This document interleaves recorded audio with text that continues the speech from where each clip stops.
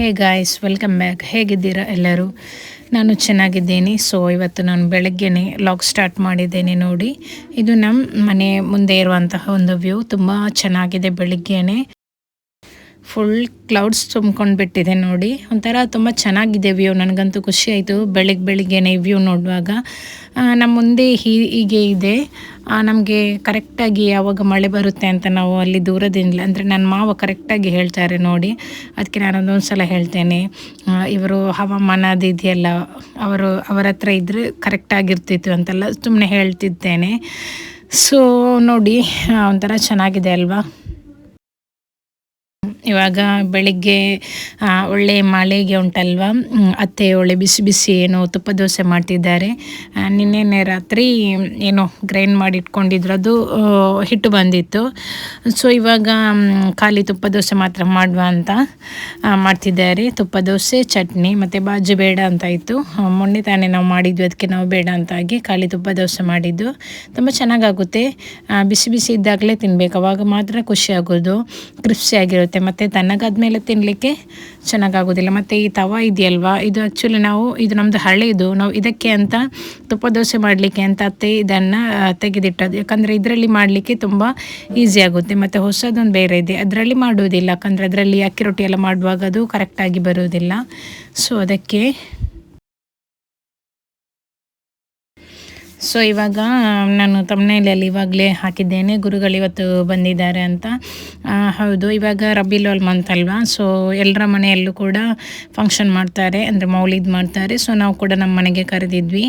So ಇವಾಗ ಅವರಿಗೋಸ್ಕರ ಸ್ವಲ್ಪ ಏನಾದರೂ ಮಾಡುವ ಅಂತ ಇವಾಗ ಇದು ರೈಸ್ ಖೀರ್ ಮಾಡಲಿಕ್ಕೆ ಇದನ್ನು ತಗೊಂಡಿದ್ದೇನೆ.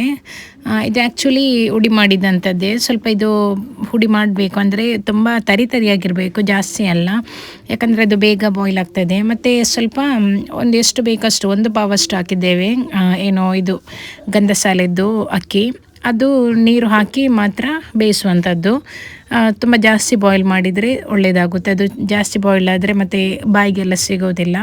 ಇದು ನೋಡಿ ಕೋಮ ಅಂತ, ಇದು ಮೇಯ್ನಾಗಿ ಏನು ಗೊತ್ತಾ, ರೈಸ್ ಖೀರಿಗೆ ಬೇಕಾದದ್ದು ಇದು ಹಾಕಿದ್ರೇ ಮಾತ್ರ ಅದು ತುಂಬ ಟೇಸ್ಟ್ ಆಗುವಂಥದ್ದು. ಸೊ ಇವಾಗ ಅದು ಬಾಯ್ಲ್ ಆಗಿ ಆಯ್ತಲ್ವಾ, ಇವಾಗ ಅದಕ್ಕೆ 1 ಲೀಟ್ರಷ್ಟು ಹಾಲು ಹಾಕ್ತಿದ್ದೇವೆ.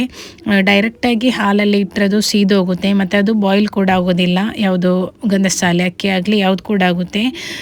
ಸೊ ಇವಾಗ ಇದನ್ನು ಮಿಲ್ಕ್ ಹಾಕಿ ಸ್ವಲ್ಪ ಬಾಯ್ಲ್ ಮಾಡ್ಕೊಳ್ಬೇಕು. ಮತ್ತು ಮಿಲ್ಕ್ ಪೌಡರ್ ಕೂಡ ಹಾಕಲಿಕ್ಕೆ ಉಂಟು, ಆವಾಗ ಸ್ವಲ್ಪ ತಿಕ್ಕಾಗಿ ಬರುತ್ತೆ. ಇವಾಗ ಇದರದ್ದು ಫುಲ್ ಉಂಟು, ಜಾಸ್ತಿ ಬೇಡ ಅಂತ ಹಾಫ್ ಹಾಕ್ಕೊಳ್ತಿದ್ದೇವೆ ಅಷ್ಟೇ. ಇನ್ನೊಂದು ಸಲ ಮಾಡಲಿಕ್ಕೆ ಬೇಕಾಗುತ್ತೆ ಅಲ್ವಾ. ಸೊ ಎಷ್ಟು ನಾವು ಜಾಸ್ತಿ ಮಾಡ್ತೀವಿ ಅಷ್ಟು ಜಾಸ್ತಿ ಹಾಕಬೇಕು, ಸ್ವಲ್ಪ ಮಾಡೋದಂದರೆ ಸ್ವಲ್ಪ ಹಾಕಿದರೆ ಸಾಕು. ಸೊ ಇವಾಗ ಅದರದ್ದು ಹಾಫ್ ಹಾಕ್ಕೊಳ್ತಿದ್ದೇವೆ ಅಷ್ಟೇ. ಆಮೇಲೆ ಇದಕ್ಕೆ ಮಿಲ್ಕ್ ಪೌಡರ್ ಕೂಡ ಹಾಕಬೇಕು. ಮಿಲ್ಕ್ ಪೌಡರ್ ನಾನು ಹೇಳಿದ್ನಲ್ವ, ಅದು ಕೂಡ ಹಾಕಿದರೆ ತುಂಬ ಟೇಸ್ಟ್ ಆಗುತ್ತೆ ಅಂತ. ಹಾಗೆ ಕೋವಾ, ಒಂದೊಂದು ಸಲ ಕೋವಾ ಏನಾಗುತ್ತೆ ಅಂದರೆ ಬೇಗನೆ ಮೆಲ್ಟ್ ಆಗೋದಿಲ್ಲ. ಈ ಥರ ಮಾಡಿ ಹಾಕಿದರೆ ಮೆಲ್ಟ್ ಆಗುತ್ತೆ. ಅದು ಹೇಗೆ ಅಂದರೆ ಫ್ರೆಶ್ ಆಗಿದ್ದರೆ ಬೇಗ ಅದರಲ್ಲಿ ಕರಗುತ್ತದೆ.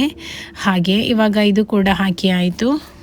ಮತ್ತು ಇದೆಯಲ್ವ ಶುಗರಿಗೆ, ಅಂದರೆ ಸಿಹಿಗೋಸ್ಕರ ಸ್ವಲ್ಪ ಮಿಲ್ಕ್ ಮೇಡ್ ಕೂಡ ಆ್ಯಡ್ ಮಾಡ್ಕೊಳ್ಬೇಕು. ಕೋವಾ ಆ್ಯಕ್ಚುಲಿ ಏನು ಗೊತ್ತಾ, ಅದು ಸಪ್ಪೆ, ಅದು ಸಿಹಿ ಇರುವುದಿಲ್ಲ. ಸೊ ಇವಾಗ ಮಿಲ್ಕ್ ಮೇಡ್ ಸ್ವಲ್ಪ ಆ್ಯಡ್ ಮಾಡ್ಕೊಳ್ತಿದ್ದೇವೆ. ಮತ್ತು ಸ್ವಲ್ಪ ಎಷ್ಟು ಸಕ್ಕರೆ ಇದೆಯಲ್ವ, ಸಕ್ಕರೆ ಎಷ್ಟು ಬೇಕು ಅಷ್ಟು ಹಾಕ್ಕೊಳ್ಬೇಕು, ರುಚಿ ನೋಡಿ ಹಾಕುವಂಥದ್ದು. ಮತ್ತು ಮಿಲ್ಕ್ ಮೇಡ್ ಟೇಸ್ಟಿಗೆ ಹಾಕಿದರೆ ತುಂಬ ಚೆನ್ನಾಗಾಗುತ್ತೆ. ಇವಾಗ ಇದೆಲ್ಲ ಆಯಿತು. ಲಾಸ್ಟಿಗೆ ಸ್ವಲ್ಪ ಕಲರ್ ಇದೆಯಲ್ವ, ಯೆಲ್ಲೋ ಕಲರ್, ಅದಾದಮೇಲೆ ಇದಕ್ಕೆ ಲಾಸ್ಟಾಗಿ ಕ್ಯಾಶ್ಯೂ ನಟ್ಸ್ ಮತ್ತು ಒಣ ದ್ರಾಕ್ಷಿ ಇದೆಯಲ್ವ, ಅದನ್ನು ಗೀಯಲ್ಲಿ ಫ್ರೈ ಮಾಡಿ ಹಾಕುವಂಥದ್ದು. ಇದಂತೂ ತುಂಬ ಒಂದು ಟೇಸ್ಟಿಯಾಗಿರುವಂತಹ ಒಂದು ಡೆಸರ್ಟ್ ಅಂತ ಹೇಳ್ಬೋದು. ಮತ್ತು ಈ ಘಟ್ಟ ಸೈಡ್ ಆ ಕಡೆ ಇದೆಯಲ್ವ, ಅವರು ಏನು ಫಂಕ್ಷನ್ ಇದ್ದರೂ ಕೂಡ ಇದನ್ನೊಂದು ಮಾಡೋದೇ ಇರೋದಿಲ್ಲ. ಅವರು ಮಾಡೋದಂತೂ ಅವರ ಟೇಸ್ಟ್ ನಮಗೆ ಮಾಡೋಕ್ಕಾಗಲ್ಲ, ಅಷ್ಟು ಟೇಸ್ಟಾಗಿ ಮಾಡ್ತಾರೆ ಅವರು. ಸೊ ಫೈನಲ್ ಆಗಿ ಖೀರ್ ರೆಡಿ ಆಯಿತು. ಇನ್ನು ಇದು ಸ್ವಲ್ಪ ತಣ್ಣಗಾದ್ಮೇಲೆ ಸರ್ವ್ ಮಾಡಿದ್ರೆ ಆಯಿತು. ಸೊ ನೀವು ಕೂಡ ಟ್ರೈ ಮಾಡಿ. ಇದಾದಮೇಲೆ ಸ್ವಲ್ಪ ಬೇರೆ ಬೇರೆ ಐಟಮ್ಸ್ ಎಲ್ಲ ಮಾಡಿದ್ವಿ. ಅಂದರೆ ನಮಗೆ ಅವರು ನೈಟ್ ಬಂದದ್ದು, ನಾವು ನೈಟ್ ಅವರನ್ನು ಇನ್ವೈಟ್ ಮಾಡಿದಂಥದ್ದು. ಸೊ ನಾವು ಬಿರಿಯಾನಿ ಆ ಥರ ಮಾಡೋಕ್ಕೆ ಹೋಗಲಿಲ್ಲ. ಹೀಗೆ ರೊಟ್ಟಿ ಮತ್ತು ಸುಕ್ಕ ಅದನ್ನೆಲ್ಲ ಮಾಡಿದ್ವಿ ಸಿಂಪಲ್ಲಾಗಿ. ಯಾಕಂದರೆ ಅವರಿಗೆ ಈ ಟೈಮಲ್ಲಿ ಏನು ಗೊತ್ತಾ, ಅವರು ಎಲ್ಲರೂ ಅವರನ್ನು ಇನ್ವೈಟ್ ಮಾಡ್ತಾರೆ. ಸೊ ಇವಾಗ ಏನು ಇದು ಮಟನ್ ಇದೆಯಲ್ವ ಅದರದ್ದು ಸ್ವಲ್ಪ ಪೆಪ್ಪರ್ ಡ್ರೈ ಮಾಡುವ ಅಂತ ಸ್ವಲ್ಪ ಅದರದ್ದು ಸುಕ್ಕ ಮಾಡಿದ್ದೇವೆ, ಮತ್ತು ಸ್ವಲ್ಪ ಪೆಪ್ಪರ್ ಡ್ರೈ ಮಾಡುವ ಅಂತ. ಹಾಗೆ ಒಂದೇ ಕರಿ ಮತ್ತು ಇದ್ದರೆ ಅಷ್ಟು ಚೆನ್ನಾಗಿ ಆಗೋದಿಲ್ಲಲ್ಲ. ಇವಾಗ ನಾನೇನು ಮಾಡ್ತಿದ್ದೀನಿ ಅಂದರೆ ಒಂದು ಪ್ಯಾನಲ್ಲಿ ಕೊಕೊನಟ್ ಆಯಿಲ್ ಹಾಕ್ಕೊಂಡಿದ್ದೇನೆ. ಇವಾಗ ಇದು ಆಲ್ರೆಡಿ ಫಸ್ಟಿಗೆ ಏನು ನೀರುಳ್ಳಿ ಟೊಮೆಟೊ ಇದನ್ನೆಲ್ಲ ಹಾಕಿ ಬಾಯ್ಲ್ ಮಾಡುವಂಥದ್ದು, ಡೈರೆಕ್ಟಾಗಿ ಹಾಕ್ಲಿಕ್ಕೆ ಆಗೋದಿಲ್ಲ. ಸೊ ಇವಾಗ ಏನು ಬಾಯ್ಲ್ ಮಾಡಿದಂತಹ ಮಟನ್ ಇದೆಯಲ್ವ ಅದನ್ನು ಫ್ರೈ ಮಾಡ್ಕೊಳ್ತಿದ್ದೇನೆ. ತುಂಬ ಚೆನ್ನಾಗಿ ಫ್ರೈ ಮಾಡ್ಕೊಳ್ಬೇಕು ಅದನ್ನು. ಇವಾಗ ಇದಕ್ಕೆ ಏನು ಪೆಪ್ಪರ್ ಪೌಡರ್ ಇದೆಯಲ್ವ ಅದನ್ನು ಲೈಟಾಗಿ ಹಾಕ್ಕೊಳ್ತಿದ್ದೇನೆ. ಫಸ್ಟಿಗೆ ಬಾಯ್ಲ್ ಮಾಡುವಾಗ ಅಷ್ಟು ಖಾರ ಹಾಕಲಿಲ್ಲ. ಸೊ ಇವಾಗ ಅದಕ್ಕೆ ಎಷ್ಟು ಬೇಕಷ್ಟನ್ನು ಹಾಕಿದ್ರೆ ಆಯಿತು. ಮತ್ತು ಏನು ಇದಿದೆಯಲ್ವ ಮಟನ್ ಫ್ರೈ ಆದ ನಂತರ ತುಂಬ ಚೆನ್ನಾಗಿ ಫ್ರೈ ಮಾಡ್ಕೊಳ್ಳಿ. ಅದು ಫ್ರೈ ಆದ ನಂತರ ಒಂದು ಮೀಡಿಯಮ್ ಸೈಜಷ್ಟು ಆನಿಯನ್ ಇದೆಯಲ್ವ ದೊಡ್ಡದಾದರೆ ಅದೇ ಸಾಕು, ಅದನ್ನು ಈ ಥರ ಕಟ್ ಮಾಡಿಕೊಳ್ಳಿ. ಆಮೇಲೆ ಇದನ್ನು ಅದೇ ಇದರಲ್ಲಿ ಆಯಿಲ್ ಇದೆಯಲ್ವ ಅದರಲ್ಲಿ ಫ್ರೈ ಮಾಡಿಕೊಂಡ್ರೆ ತುಂಬ ಟೇಸ್ಟ್ ಆಗುತ್ತೆ. ಯಾಕಂದರೆ ಅದರದ್ದು ಒಂದು ಫ್ಲೇವರ್ ಇದೆಯಲ್ವ ಅದು ಕರೆಕ್ಟಾಗಿ ಸಿಗುತ್ತೆ ನಮಗೆ. ಸೊ ಇವಾಗ ಆನಿಯನ್ ಹಾಕ್ಕೊಂಡು ಅದನ್ನು ಕೂಡ ಚೆನ್ನಾಗಿ ಫ್ರೈ ಮಾಡ್ಕೊಳ್ತಿದ್ದೀನಿ. ಹಾಗೆ ರುಚಿಗೆ ತಕ್ಕಷ್ಟು ಉಪ್ಪು ಕೂಡ ಹಾಕ್ಕೊಳ್ಳಿ. ಇದನ್ನು ಕೂಡ ಹಾಗೆ ಇದಿದೆಯಲ್ವ ಆನಿಯನ್ ಅದನ್ನು ಜಾಸ್ತಿ ಫ್ರೈ ಮಾಡಬಾರ್ದು, ಅದು ಸ್ವಲ್ಪ ಬಾಯಿಗೆ ಸಿಕ್ಕಿದ್ರೇ ತುಂಬ ಟೇಸ್ಟ್ ಆಗುತ್ತೆ. ಹಾಗೆ ಇದಕ್ಕೆ ಸ್ವಲ್ಪ ಪೆಪ್ಪರ್ ಪೌಡರ್ ಕೂಡ ಹಾಕ್ಕೊಳ್ತಿದ್ದೇನೆ. ಆಮೇಲೆ ನಾವು ಫ್ರೈ ಮಾಡಿಟ್ಕೊಂಡಿದ್ದಂತಹ ಮಟನ್ ಇದೆಯಲ್ವ ನೋಡಿ ನಾನು ಈ ಥರ ಫ್ರೈ ಮಾಡ್ಕೊಂಡಿದ್ದೇನೆ, ಇದನ್ನು ಕೂಡ ಆ್ಯಡ್ ಮಾಡ್ಕೊಳ್ಬೇಕು. ತುಂಬ ಬೇಗ ಆಗುತ್ತೆ ಈ ಒಂದು ರೆಸಿಪಿ. ನಮಗೆ ಸೈಡಿಗೆ ಏನಾದರೂ ಡಿಶ್ ಬೇಕಂದರೆ ಇದೇ ಥರ ಮಾಡಿ ತುಂಬ ಟೇಸ್ಟ್ ಆಗುತ್ತೆ. ನನ್ನ ಹಸ್ಬೆಂಡಿಗಂತೂ ಇದು ತುಂಬ ಫೇವ್ರೇಟ್. ಅವರು ಏನಾದರೂ ಕರಿ ಎಲ್ಲ ಮಾಡಿದರೆ ಈ ಥರ ಸ್ವಲ್ಪ ಮಾಡು ಅಂತೆಲ್ಲ ಹೇಳ್ತಾರೆ. ಆಮೇಲೆ ಲಾಸ್ಟಿಗೆ ಒಂದು ಸ್ವಲ್ಪ ಏನು ಕೊತ್ತಂಬರಿ ಸೊಪ್ಪು ಇದೆಯಲ್ವ ಅದನ್ನು ಕೂಡ ಆ್ಯಡ್ ಮಾಡಿಕೊಂಡ್ರೆ ಫೈನಲ್ ಆಗಿ ಪೆಪ್ಪರ್ ಡ್ರೈ ರೆಡಿ. ಸೊ ಇವಾಗ ಸ್ವಲ್ಪ ಕ್ಲೀನಿಂಗ್ ಮಾಡ್ತಿದ್ದೇನೆ. ಅಂದರೆ ಒಂದು ಸಲ ಮಾಡಿದ್ದೆ, ಮತ್ತು ಮಕ್ಕಳಿದ್ರೆ ಗೊತ್ತುಂಟಲ್ವ ಅವಾಗ ಏನೆಲ್ಲ ಮಾಡ್ತಾ ಇರ್ತಾರೆ. ಸೊ ಹಾಗೆ ಅವರು ಬರುವ ಒಂದು ಅರ್ಧ ಗಂಟೆ ಮುಂಚೆಲ್ಲ ಸ್ವಲ್ಪ ಕ್ಲೀನ್ ಮಾಡುವಂತ ಗುಡಿಸ್ತಿದ್ದೇನೆ. ಮತ್ತು ಲಾಸ್ಟಿಗೆ ಆಗುವಾಗೆಲ್ಲ ಅರ್ಜೆಂಟಾಗಿ ಆಗುತ್ತೆ ಅಂತ ಮೊದಲಿಗೆ ಎಲ್ಲ ರೆಡಿ ಮಾಡಿ ಇಟ್ಕೊಂಡೆ. ಮತ್ತು ಅವರಿಗೂ ಬಂದಮೇಲೆ ಸುಲಭವಾಗಿ ಮತ್ತು ಓದಲಿಕ್ಕೆ ಕೂತ್ಕೊಳ್ಬಹುದಲ್ಲ ಅಂತ ಹಾಗೆ ಮಾಡಿಬಿಟ್ಟೆ. ಆಮೇಲೆ ಮಕ್ಕಳದ್ದು ನೋಡಿ ಅವರಿಗೂ ಕೂಡ ತುಂಬ ಖುಷಿ ಇವತ್ತು ಬರ್ತಾರೆ ಅಂತ. ನನ್ನ ಮಗಳು ಹೇಗೆ ಕರೆಯೋದು ಗೊತ್ತಾ, ಗುರುಗಳನ್ನು ಉಸ್ತಪ್ಪ ಅಂತ ಕರೆಯೋದು. ಅವಳಿಗೆ ಕರೆಕ್ಟಾಗಿ ಪ್ರೊನೌನ್ಸ್ ಮಾಡಲಿಕ್ಕೇ ಗೊತ್ತಿಲ್ಲ. ಮಕ್ಕಳಿಗೆಲ್ಲ ಒಂಥರ ಖುಷಿ ನೋಡಿ.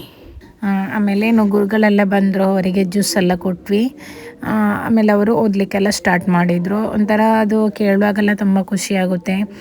ವರ್ಷಕ್ಕೊಂದ್ಸಲ ನಮ್ಮದು ಈ ಒಂದು ಏನು ನಬಿದಿನ ಅಂತ ಬರುತ್ತೆ, ಅದೊಂದು ಗ್ರ್ಯಾಂಡಾಗಿ ಎಲ್ಲರೂ ಕೂಡ ಸೆಲೆಬ್ರೇಷನ್ ಮಾಡ್ತಾರೆ. ಸೊ ಹಾಗೆ ಇವಾಗ ಓದಲಿಕ್ಕೆಲ್ಲ ಆಯಿತು. ಮಕ್ಕಳೆಲ್ಲ ಅಲ್ಲೇ ಕೂತ್ಕೊಂಡಿದ್ರು. ಅವರದ್ದು ಕರೆಕ್ಟಾಗಿ ಕಾಣಲಿಲ್ಲ, ಮತ್ತು ನನಗೂ ಕೂಡ ಅಷ್ಟೇ ವಿಡಿಯೋ ಕೂಡ ಕರೆಕ್ಟಾಗಿ ಮಾಡಲಿಕ್ಕೂ ಆಗಲಿಲ್ಲ. ಮತ್ತು ನಾನು ಎಲ್ಲರನ್ನೂ ಹೈಡ್ ಮಾಡಿದ್ದೇನೆ, ಯಾಕಂದರೆ ಕೆಲವೊಬ್ಬರಿಗೆ ಇಷ್ಟ ಇರೋದಿಲ್ಲ, ಮತ್ತು ನಮಗೂ ಗೊತ್ತಿಲ್ಲಲ್ಲ ಹೇಗೆ ರಿಯಾಕ್ಟ್ ಮಾಡ್ಬೋದು ಅಂತ. ಅದಕ್ಕಾಗಿ ನಾನು ಹೈಡ್ ಮಾಡಿದ್ದೇನೆ ಅಷ್ಟೇ.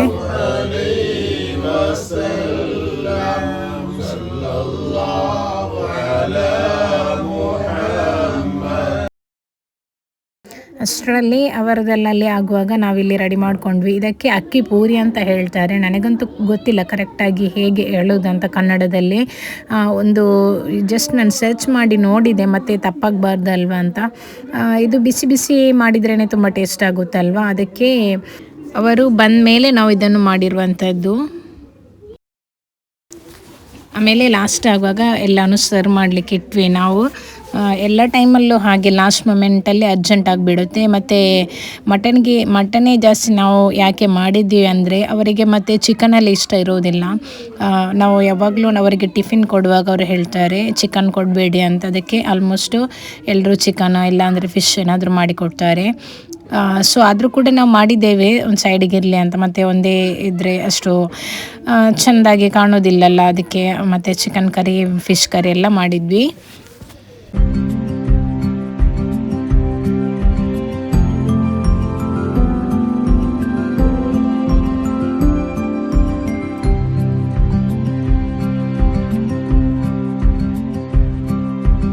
ಸೊ ಅದೆಲ್ಲ ಆದಮೇಲೆ ಗುರುಗಳು ಎಲ್ಲ ಏನೋ ಡಿನ್ನರ್ ಎಲ್ಲ ಮಾಡಿ ಮತ್ತು ಅವರು ಹೋದರು. ಇದಷ್ಟೇ, ತುಂಬ ಅಂತೂ ಖುಷಿ ಆಯಿತು. ಆಮೇಲೆ ಇದು ನೆಕ್ಸ್ಟ್ ಡೇ ಇದು ನೋಡಿ ಒಂದು ಫಂಕ್ಷನಿಗೆ ಹೋಗ್ಲಿಕ್ಕಿತ್ತು. ಇದು ನಾನು ಗ್ರ್ಯಾಂಡ್ ಡ್ರೆಸ್ ಇದೊಂದು ಸ್ಟೋರೇಜ್ ಒಂದು ಕವರ್ ತುಂಬ ಯೂಸ್ಫುಲ್ ಆಗುತ್ತೆ. ನಿಮಗೆ ಬೇಕು ಅಂದರೆ ಹೇಳಿ, ಡಿಸ್ಕ್ರಿಪ್ಷನ್ ಬಾಕ್ಸಲ್ಲಿ ಹಾಕ್ತೇನೆ. ಅಂದರೆ ನನ್ನ ಹಸ್ಬೆಂಡ್ ಕಸಿನ್ ಇದ್ದು ಮನೆಯಲ್ಲಿ ಒಂದು ಫಂಕ್ಷನ್ ಇತ್ತು. ಸೊ ನಾವು ನೆಕ್ಸ್ಟ್ ಡೇ ಅಂದರೆ ಸಂಡೇ ಅಲ್ಲಿಗೆ ಹೋಗಿದ್ವಿ. ಮತ್ತು ಅಲ್ಲಿದು ನನಗೆ ಜಾಸ್ತಿಯಾಗಿ ಏನೋ ವೀಡಿಯೋ ಮಾಡೋಕ್ಕಾಗಲಿಲ್ಲ, ನಾನು ಮಾಡೋಕ್ಕೂ ಹೋಗಲಿಲ್ಲ. ನಾನು ಹೇಳಿದ್ನಲ್ವ, ಕೆಲವೊಬ್ಬರಿಗೆ ಇಷ್ಟ ಇರುತ್ತೆ, ಕೆಲವೊಬ್ಬರಿಗೆ ಇಷ್ಟ ಇರೋದಿಲ್ಲ, ಅದು ನಮ್ಗೆ ಗೊತ್ತಾಗೋದಿಲ್ಲ. ಅದಕ್ಕೆ ನಾನು ಮಾಡೋಕ್ಕೂ ಕೂಡ ಹೋಗೋದಿಲ್ಲ. ಸೊ ಇದಿಷ್ಟು ಇವತ್ತಿನ ವ್ಲಾಗ್ ಇದ್ದು ಸ್ಪೆಷಲ್. ನಿಮಗೆ ಇಷ್ಟ ಆದರೆ ನೀವು ಕೂಡ ವಾಚ್ ಮಾಡಿ, ಶೇರ್ ಮಾಡಿ, ಆದಷ್ಟು ಸಪೋರ್ಟ್ ಮಾಡ್ತಾನೇ ಇರಿ. Until watch my video. Thank you. Bye.